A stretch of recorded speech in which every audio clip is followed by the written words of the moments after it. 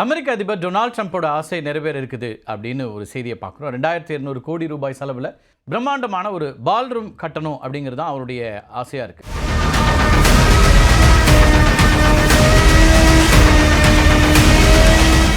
மிகப்பெரிய நிகழ்வுகள் வெள்ளை மாளிகையில் நடக்குது அப்படின்னா கிழக்கரையில் தான் நடக்கும். இங்கே ஒரே நேரத்தில் சுமார் 200 பேர் மட்டும்தான் அமர முடியும். மற்ற நாடுகளின் தலைவர்களும் இரவு விருந்துகள், பெரிய வரவேற்புகள், அது மட்டும் இல்லாமல் பத்திரிகையாளர் சந்திப்பு அப்படின்னு பெரிய நிகழ்வுகளை நடத்த இந்த இடம் போதாது அப்படின்னு ட்ரம்ப் பார்க்குறாரு. பெரிய நிகழ்வுகளுக்கு அதிபர்கள் பெரும்பாலும் வெள்ளை மாளிகையினுடைய சவுத் லானில் கூடாரங்கள் அமைத்து தான் நடத்த வேண்டியிருந்துச்சு.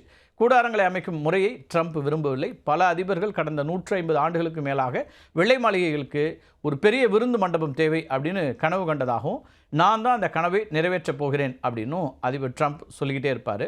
முன்னாள் ரியல் எஸ்டேட் அதிபர் அப்படிங்கிற முறையிலையும் ட்ரம்ப் தன்னுடைய மார்லோ லாகோ போன்ற ஒரு பிரம்மாண்டமான கட்டடத்தை கட்டணும் அப்படின்னு விரும்புகிறார். இதுக்கான திட்டம் தான் இந்த பால்ரூம்.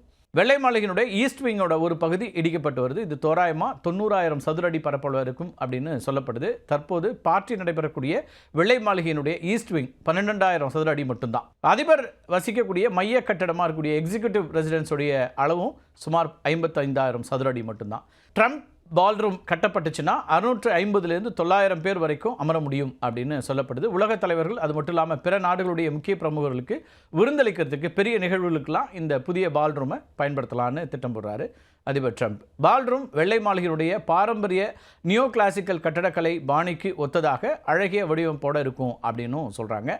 உட்புறத்தில் தங்க முலாம் பூசப்பட்ட கூரைகள், பளிங்கு தரை, தங்கம் மற்றும் படிக சரவிளக்குகள், பண்டைய கிரேக்க காலத்து கொரிந்தியன் தூண்கள் அப்படின்லாம் இடம்பெறும். இந்த மண்டபத்தினுடைய சுவர்களில் 4 பக்கங்களும் குண்டு துளைக்காத கண்ணாடியால் அமைக்கப்படும் அப்படிங்கிறதுலாம் இப்போ இந்த கட்டட வடிவமைப்பை பற்றி வரக்கூடிய செய்திகளாக இருக்குது. இந்த கட்டுமானத்திற்கு தேவையான 2200 கோடி ரூபாய் நிதி அப்படிங்கிறது அதிபர் ட்ரம்ப் மற்றும் பிற தனிப்பட்ட நன்கொடையாளர்கள் மூலமாக திரட்டப்படும் அப்படின்னு அறிவிக்கப்பட்டிருக்கு.